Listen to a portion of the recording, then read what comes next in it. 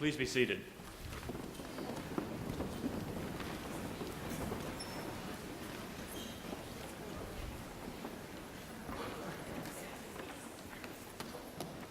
Faculty and staff, administrators, trustees, honored guests, family and friends, fellow students, and most especially the graduating seniors of the Monmouth College class of 2018. There you go. Lobe and I are honored to welcome you to the baccalaureate service for 2018.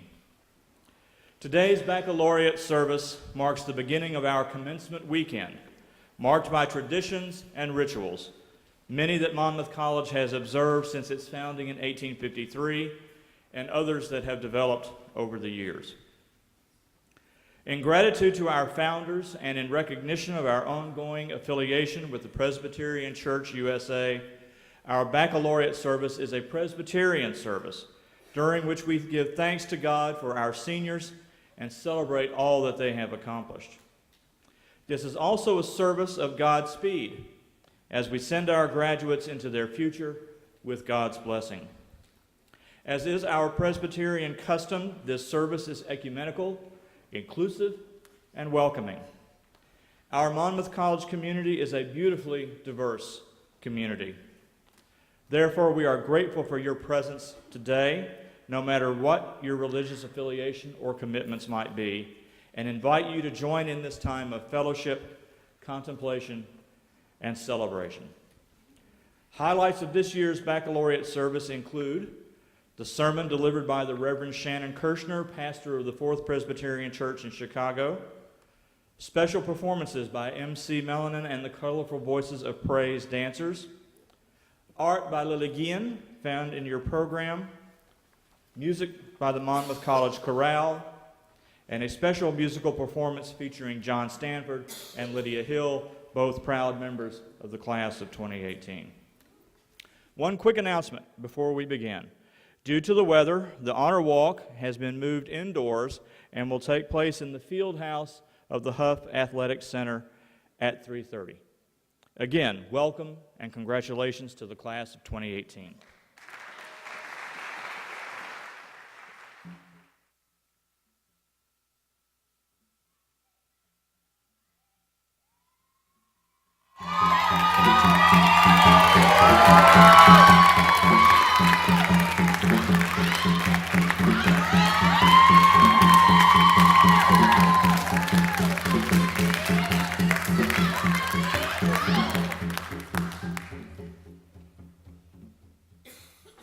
Watch me rise from the ashes.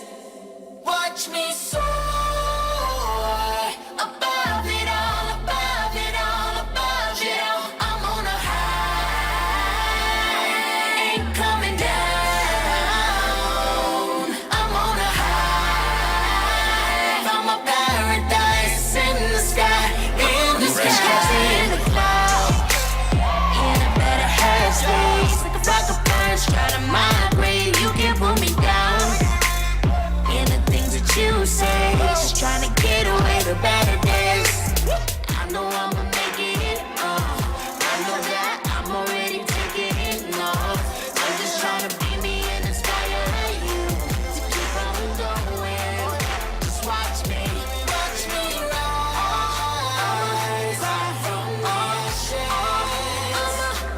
Watch me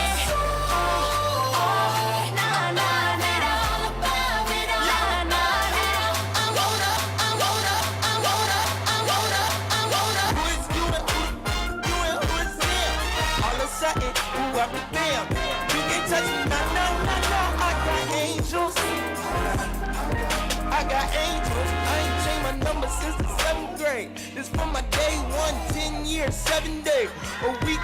Never tired on the Kevin Gates. And if they rest in peace, they bunny hop in heaven's gates. Y un atardecer pintó de canvas el cielo. Caminé la playa de Momochi, mi anhelo. Y se me escapó una sonrisa del alma. Aquí me enseñó arigato gozaimasu. Yo canté Cuba bachata aquí en Fukuoka. Pa' bailar contigo, pa' bailar, se me alegra la nota. Quiero cantar contigo, quiero una bachata en Fukuoka, una bachata en Fukuoka. Pa' soñar contigo, en el mar las gaviotas, con tu piel de abrigo. Quiero que mi bachata en Fukuoka.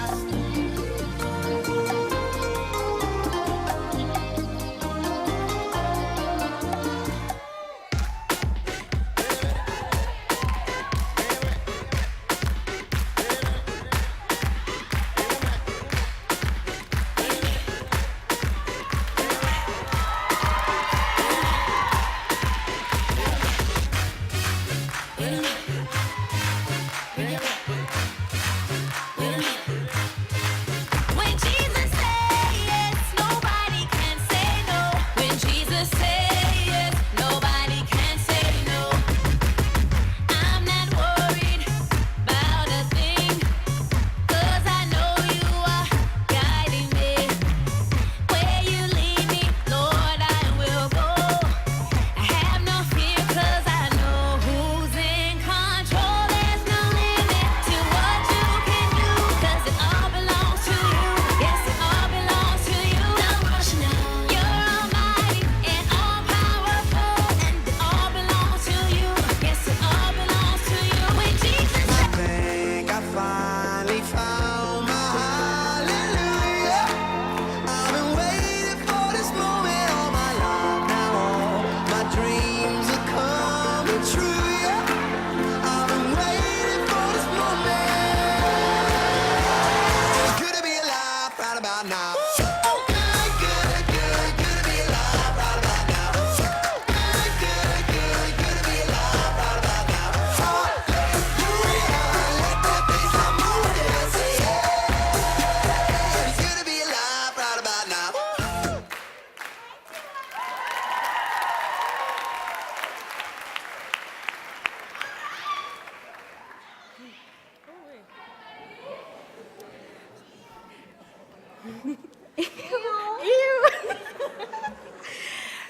Please join us in the call to worship. Our souls cry out that our world is about to turn. Hear, O God, our prayers and praise. Hear, O God, our gratitude for this moment of graduation. Hear, O God, our worship as we gather to give you glory. Please join us in singing the hymn, My Soul Cries Out, with a joyful shout.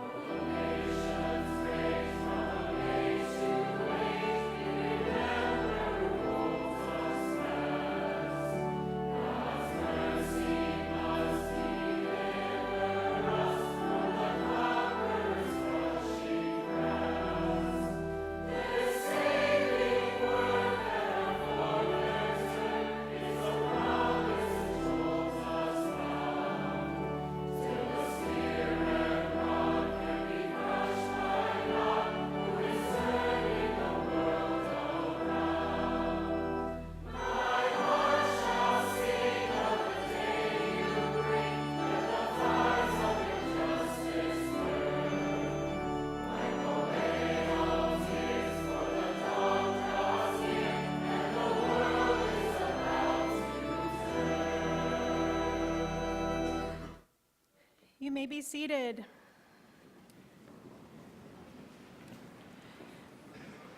Where our love falls short, God's love is limitless. Where our lives are worn out and our strength fails, God is stirring up and shaping new creations all around us. When the vessels of our lives are cracked and chipped, God seeks to repair and heal those things that are broken. In humility and faith, we confess the things that separate us from God and look for God's redemption and grace. I invite you to join me now in the prayer of confession printed in bold in your bulletin. Almighty and merciful God, you made us to be like you in knowledge, righteousness, and holiness, and yet here we are, so often flawed, rough-edged, imperfect, vulnerable, and distracted by running after the gods of this world. How easily we are seduced by power, prestige, pleasure, or possessions. Forgive us our half-hearted devotion and our double-minded spirit. With the power that belongs only to you, make us into your treasure. We are the clay, and you are the potter. We are the work of your hands. Make us, shape us. We are all your people. God is our peace. In God, those who are divided are made one. God, the Creator, brings new life, forgives, and redeems you. Take hold of this forgiveness, be shaped by it, and be assured that we are, even now, being remade by God. Amen.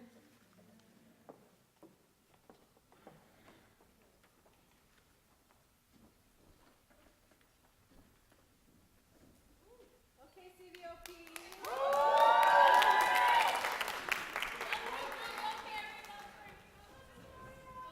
Okay, Chazzy.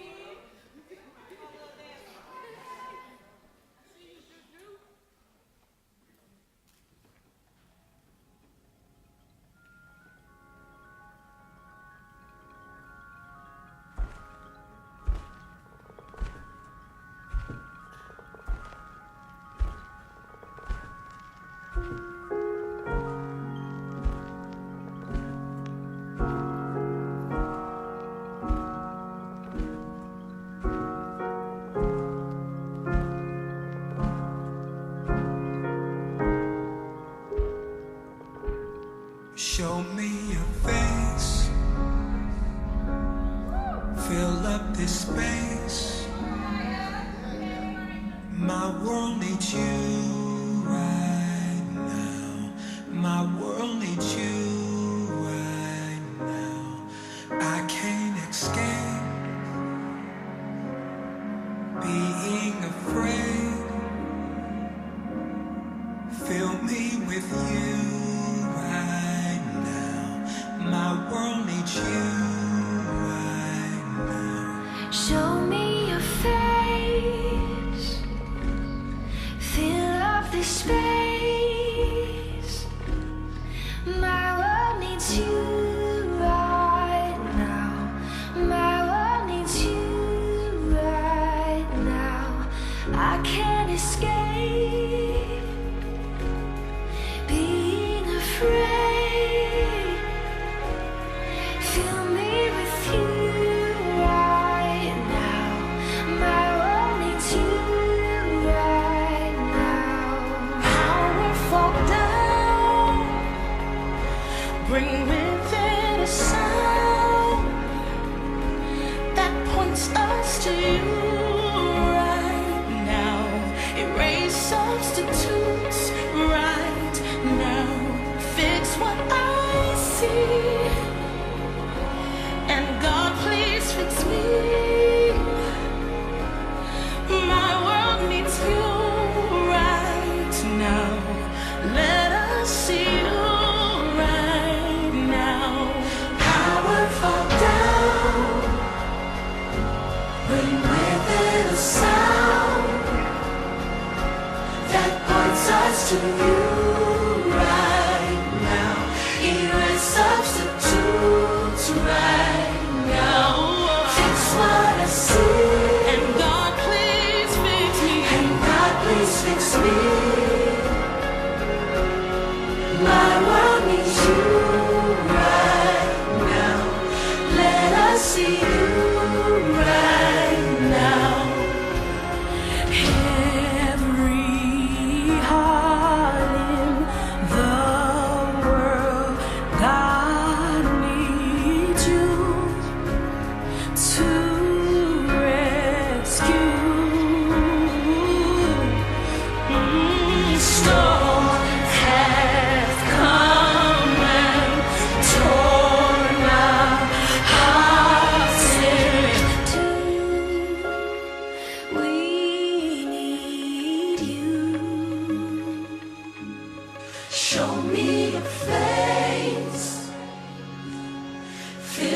this space.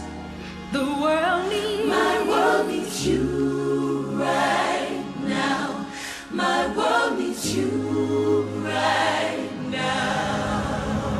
Storms may come, but when we call your name, all things change. Kingdoms fall, one thing forever reigns is your name.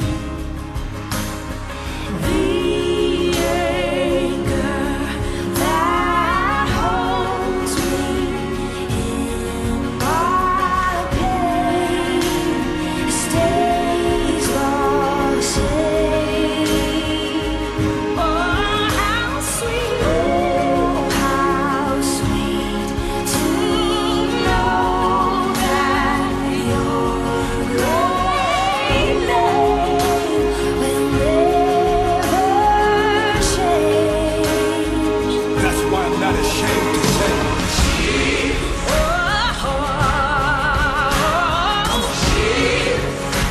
Nobody like you, Jesus.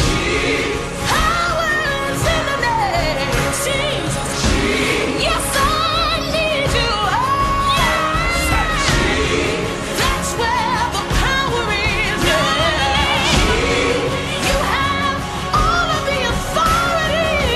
Only you're the great I am. You're the King of Kings. You're the Lord of Lords. That's why I call you.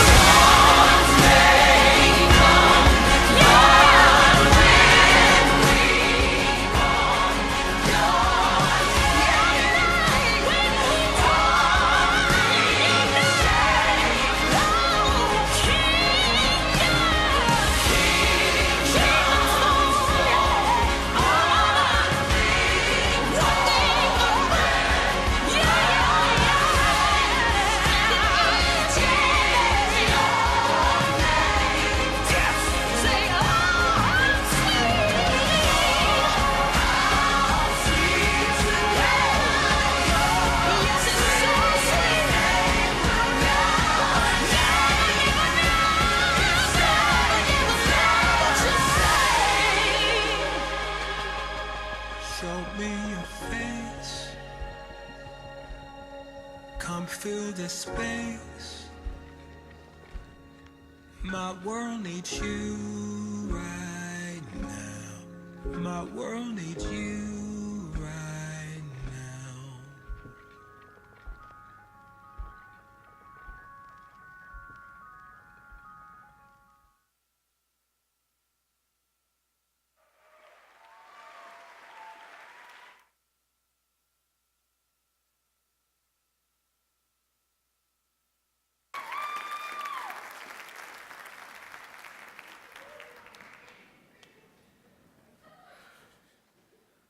I invite you to join me in the prayer for illumination. Lord, open our hearts and minds by the power of your Holy Spirit, that as the scriptures are read and your word is proclaimed, we may hear with joy what you say to us today. O God, your word is a lamp to our feet and a light to our path. Give us grace to receive your truth in faith and love. Amen. Our scripture reading today comes from the book of Jeremiah, chapter 29, verses 11 through 14. Listen to God's word. For surely I know the plans I have for you, says the Lord, plans for your welfare and not your harm, to give you a future with hope. Then when you call upon me and come and pray to me, I will hear you. When you search for me, you will find me. If you seek me with all your heart, I will let you find me, says the Lord. And I will restore your fortunes and gather you from all the nations and all the places and bring you back.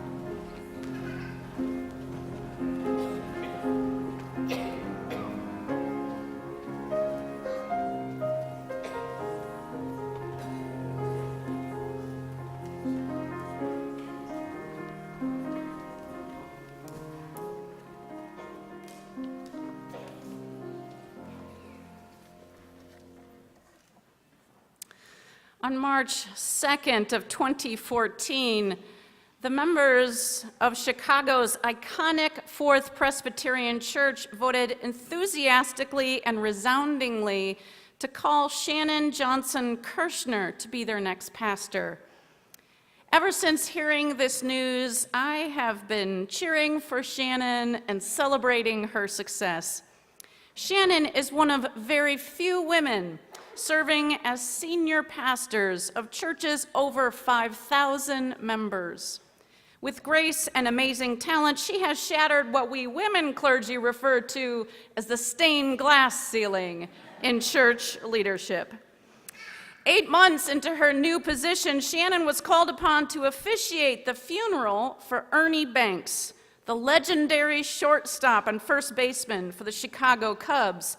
Now, this was a real test because, as a Texas native, Shannon had to brush up quick on Cubs lore as thousands of fans packed the sanctuary of Fourth Presbyterian to pay their respects. But according to all accounts, Shannon led a beautiful homegoing for Ernie Banks. After graduating from Trinity University in San Antonio and Columbia Theological Seminary in Decatur, Shannon went on to serve churches in Texas and Georgia. She served as the head of staff for Black Mountain Presbyterian Church in Montreat, North Carolina, before accepting this historic call as the pastor of Fourth Presbyterian. I picked Shannon up from the train station in Galesburg last night, and we enjoyed dinner together. This morning, she graciously let me interview her on WPFS, Proud Fighting Scots Radio, and over lunch today, yes! And over, I'm sure you all heard it, right? And over lunch today, she met with 15 students, members of the Baccalaureate Planning Committee and our Presbyterian scholars. So I can tell you that the reason Shannon has been so successful as a pastor is because she is incredibly warm, generous, smart, charismatic, fun, and faithful. She's also a pretty darn good preacher. Thank you, Shannon, so much for being here today, for blessing our seniors as they graduate. Welcome to Monmouth College. It is a privilege and honor to have you here.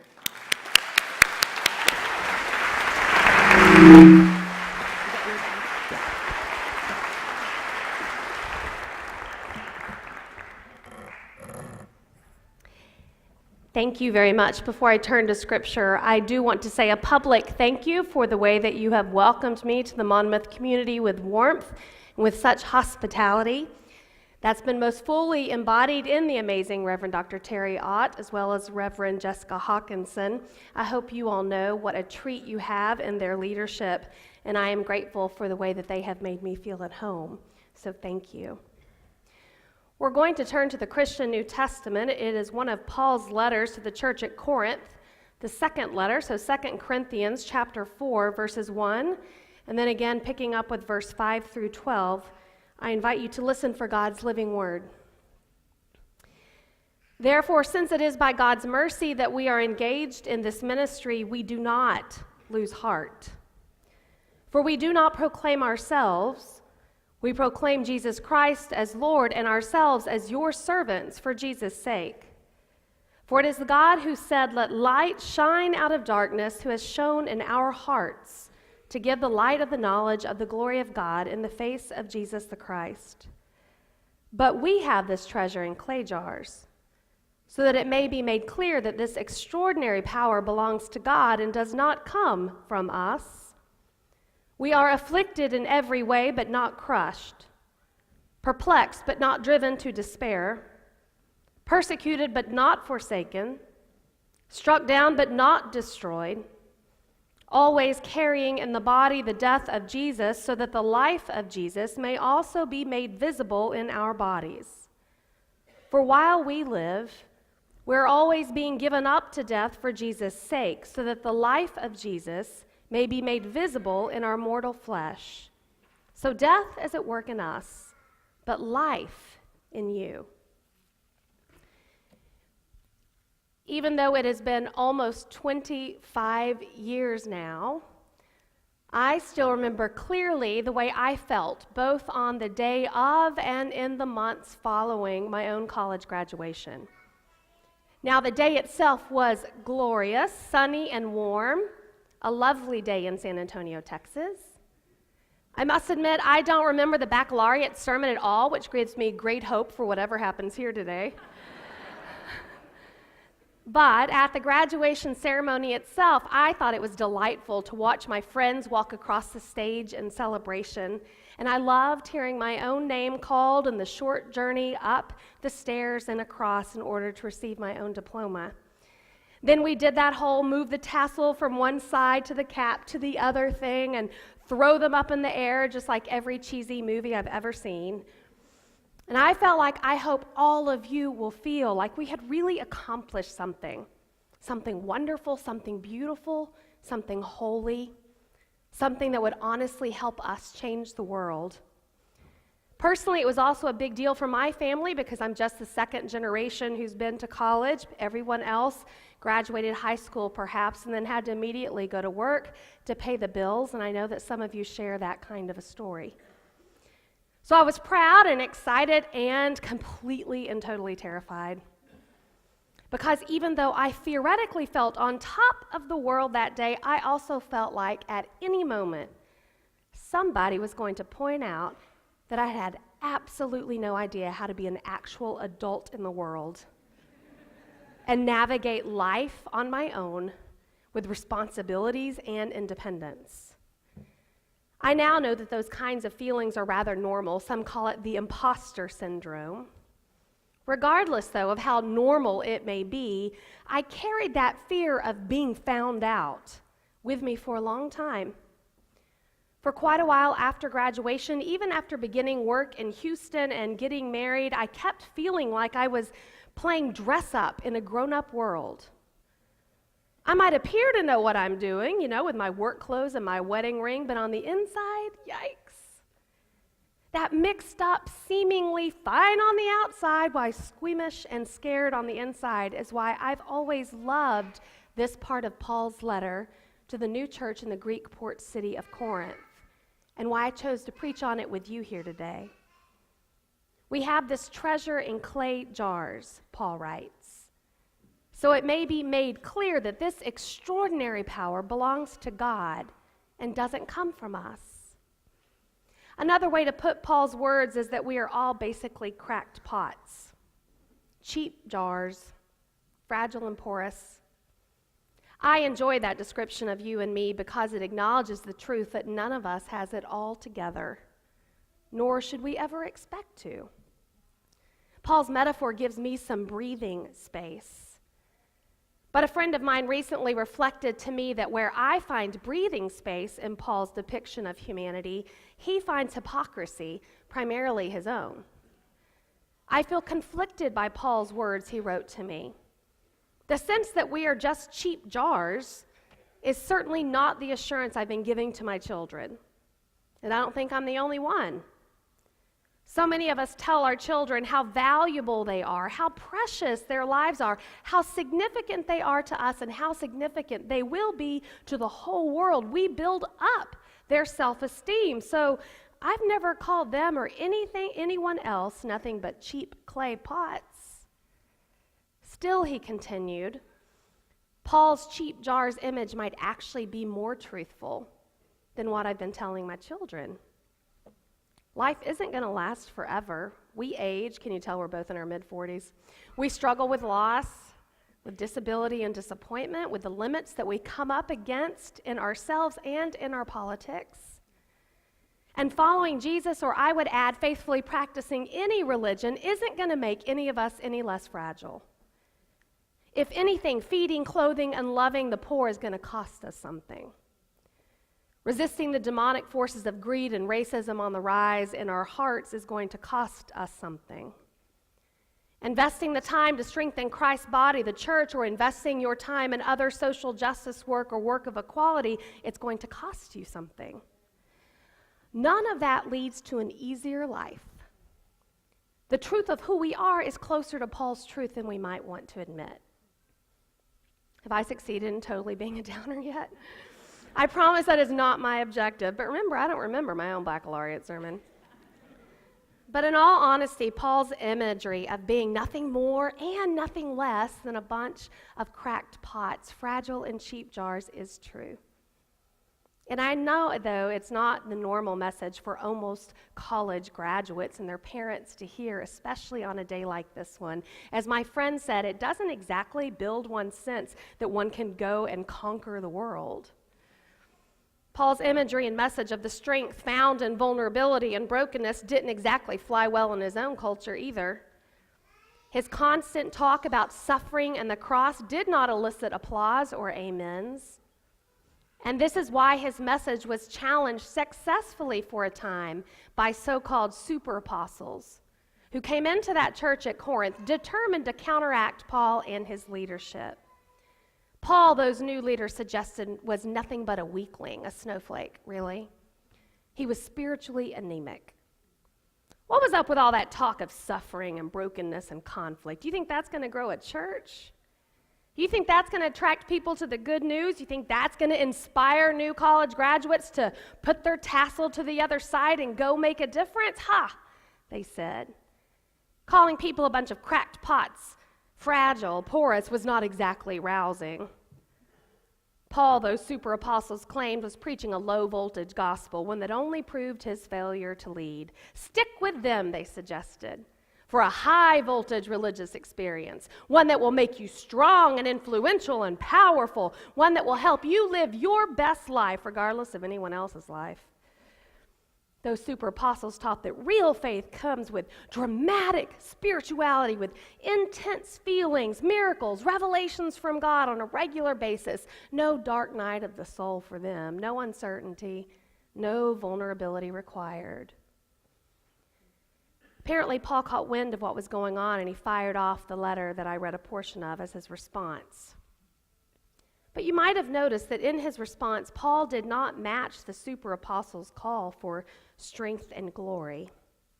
He did not jump on the bandwagon of high-voltage religion. He didn't flex his muscles and stand in that pulpit to prove he was not an imposter, that he was important enough, good enough, strong enough to be there. He did not drop his talk of brokenness or weakness or suffering or conflict. He didn't get rid of the pesky cross. If anything, in response to all those celebrity preachers, Paul talked more about suffering, about brokenness, about his own weakness and servitude to God for the sake of the gospel. For we do not proclaim ourselves. We proclaim Jesus Christ as Lord and ourselves as your servants for Jesus' sake. For it is God who said, "Let light shine out of darkness," who has shown in our hearts to give the light of the knowledge of the glory of God in the face of Jesus Christ. But we have this treasure in clay jars, so it may be made clear that this extraordinary power belongs to God and doesn't come from us. And then Paul went on and on and on and talked about all the suffering and brokenness he experienced because of his faith, his trust, his giving his heart to God. We actually have no idea what the Corinthians made of his countercultural response. It was the opposite of what they had been hearing from all those super apostles. It might be the opposite of what you new almost college graduates hear from your families. And yet all Paul was doing was trying to level with the Corinthians. He was honestly sharing with them the truth about all of us. We are unadorned clay pots, cheap jars, fragile lives that we can't finally protect, even though we exhaust ourselves trying to do so. Kate Bowler, a church historian at the Duke Divinity School, came face to face with her own cheap jar reality when she was diagnosed in her 30s with stage 4 breast cancer. Regardless if you're religious or not, I invite you to go get her book. It's called Everything Happens for a Reason and Other Lies I've Loved. Part of Bowler's work has been to study and critique the prosperity gospel phenomenon in our country. This is the philosophy that if you just believe enough, if your faith is strong enough, then only good things will come to you, including health and wealth. Think televangelists, think Paul's super apostle critics. But even after her diagnosis, Kate realized she had been living out her own kind of prosperity gospel. "I would love to report," she wrote, "that what I found in the prosperity gospel was something so foreign to me that I was warned away. But what I was discovered was both familiar and painfully sweet. It was the promise that I could curate my own life, that I could minimize my losses and stand only on my successes. And no matter how many times I rolled my eyes at the creed's outrageous certainties, I craved them just the same. After a while, though, Bowler decided to walk into the void that her cancer had created in her shield of self-protection, the hole it had punched in her denial of her vulnerability. And when she did that, Bowler found a kind of good news, one that doesn't pretend that part of life does not contain moments of tragedy and loss, one that doesn't pretend that we are something other than vulnerable or earthenware or cheap pots that decay. And the good news that she discovered is similar to the gospel that Paul argues for. It's not the good news preached by the celebrity preachers, the one rooted in our capacity to get better or stronger or wiser or pure on our own. It's not achieved by looking past our infirmities or ignoring them. Rather, the good news that Bowler found is that we do indeed contain a treasure, but it is one rooted in something larger than ourselves. It is rooted in a power that is mightier than any prosperity gospel that we might try to concoct. The good news that Bowler discovered is the gift that Paul gave all of us when he refused to play that super apostle game of certainty and power. The good news is the gift of imperfection. It is the gift of acknowledging that we are nothing more and nothing less than a cheap jar, a clay pot. Now, I probably should have told you earlier, but in Paul's time, earthen vessels, clay pots, were the most imperfect vessel that one could choose to carry food and drink. Whatever one was carrying would just spill all over the place because those vessels were literally cracked pots. They were absolutely inefficient and a bad choice for carrying anything that was valuable. And yet, as Paul reminds us, it is precisely into our cracked pot selves that God has purposefully chosen to place the treasure of God's grace and the promise of God's healing and wholeness for this world. Here's how Kate talked about the gift. What would it mean for people of faith to give up that little piece of the American dream that says you are limitless? Because after all, everything is not possible. The mighty kingdom, reign, household of God is not yet here. So what if rich did not have to mean wealthy? And what if whole did not have to mean healed? What if being a people of the gospel meant we are simply people with good news, that God is here, we are loved, and that is enough? Clay pots entrusted with a treasure that shines through all of our cracks. That's the other aspect of the truth underneath Paul's words, you know. It's the truth that, amazingly enough, God has chosen our cracked pot selves to be some of God's partners in God's work of changing this world. Amazingly enough, God has chosen our cracked pot selves to be some of the truth tellers about God's desire for justice and reconciliation. Amazingly enough, God has chosen our cracked pot selves to be some of the proclaimers of God's mercy and the shouters of the good news that God's arms are long enough to encircle all of creation and all people. Amazingly enough, God has chosen our cracked pot selves to be shiners of God's light. But we have this treasure in clay jars so that it may be made clear that this extraordinary power belongs to God and does not first come from us.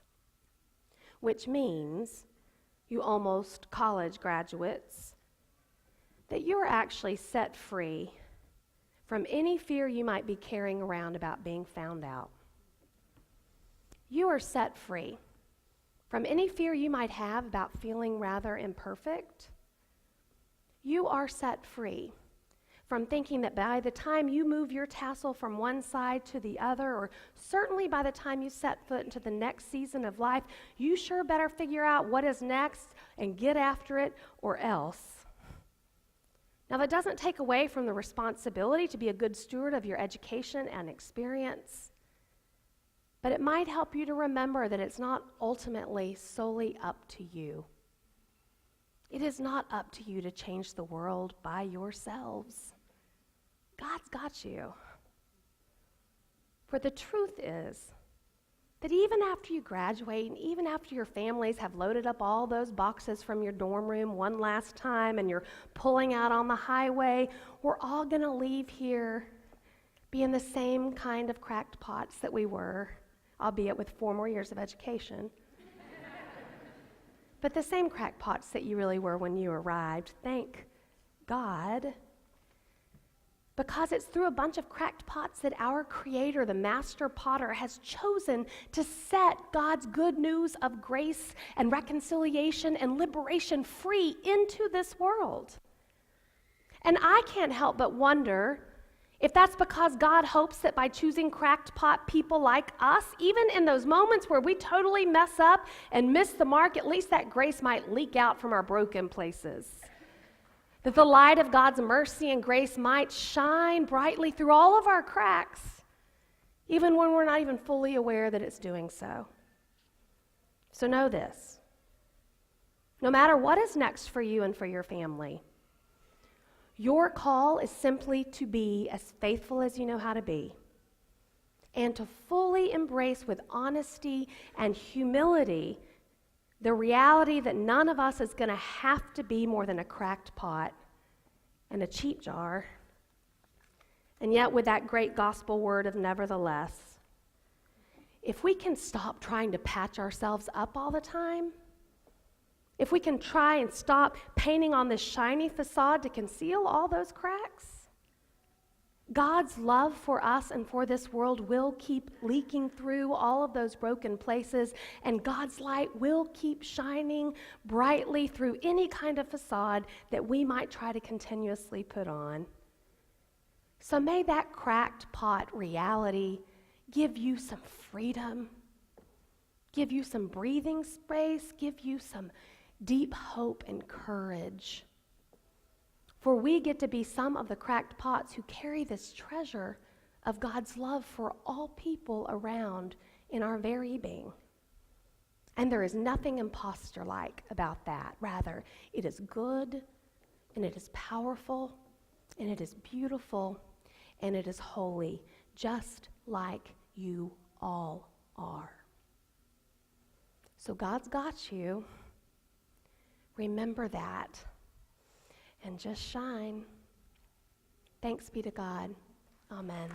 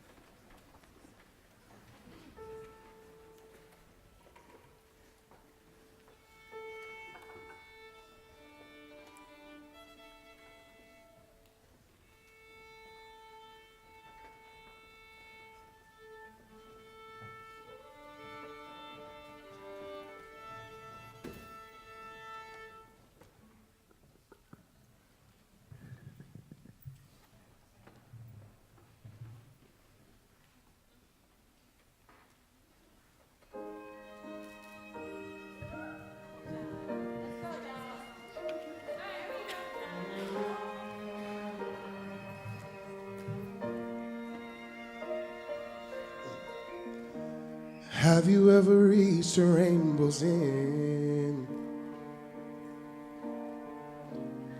And did you find your pot of gold? So ever catch a shooting star?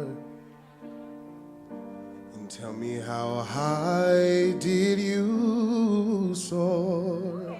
Ever felt like you were dreaming just to find that you're awake? And the magic that surrounds you can lift you up and guide you on your way. I can see it in the stars across the sky. Dreamed 100,000 dreams before, and now I finally realize. You see, you waited all my life for this moment to arrive. And finally, I believe.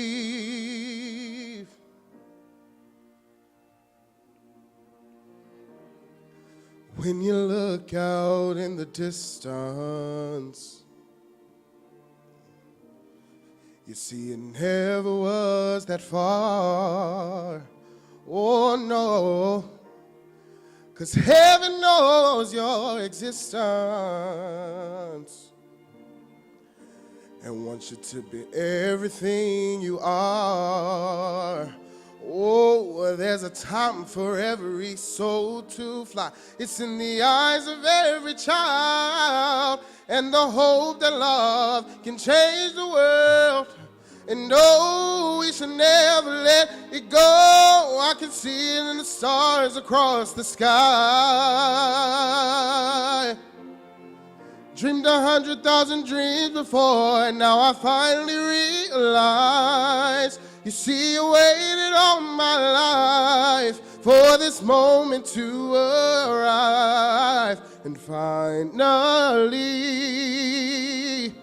yeah, yeah, yeah, yeah, yeah, yeah. I believe in the impossible. If I reach deep within my heart, Overcome any obstacle. won't let this dream just fall apart. You see, I strive to be the very best. Shine my light for all to see. 'Cause anything is possible when you believe. I can see it in the stars across the Yeah.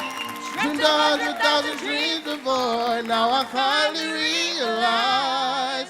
You see, I waited all my life for this moment to arrive. And finally, I believe. And love keep lifting me higher. And love keep lifting me higher. And love keep lifting me higher. And love keep lifting me higher. 'Cause love keep lifting me higher.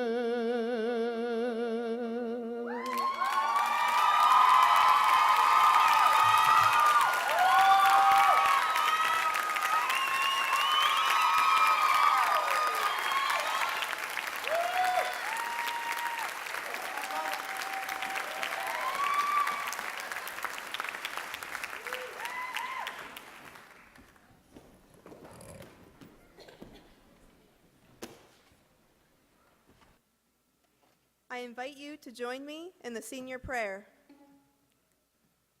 Eternal God, help us believe in ourselves, in our ability to overcome the obstacles of life, and believe that love, if we never let it die, can truly save the world.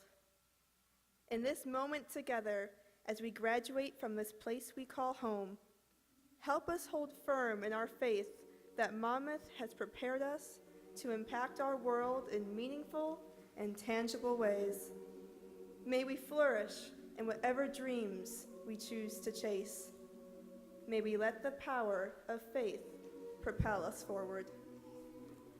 Holy God, in this world where the wise differ, the good disagree, and saints divide over what is best, grant us the wisdom to choose what is best. In this world where cowards flee when they should stand, grant us the courage to follow the best we know, O God. In this world where there is public cynicism and private despair, grant us the hope of knowing the world is in your hands, O God. Finally, summon us to courage, great God, as we leave this college we call home, grateful for all that we have learned and received and heard among the flames of white and crimson. Amen.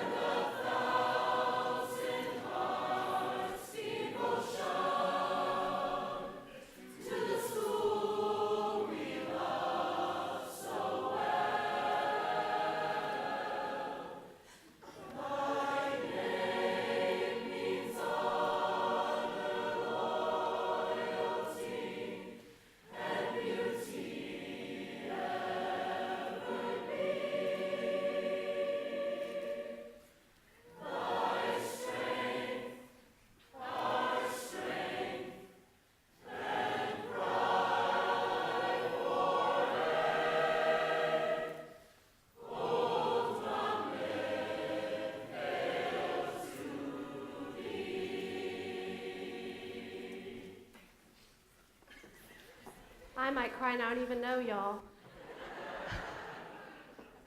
Friends, go out into this world in peace.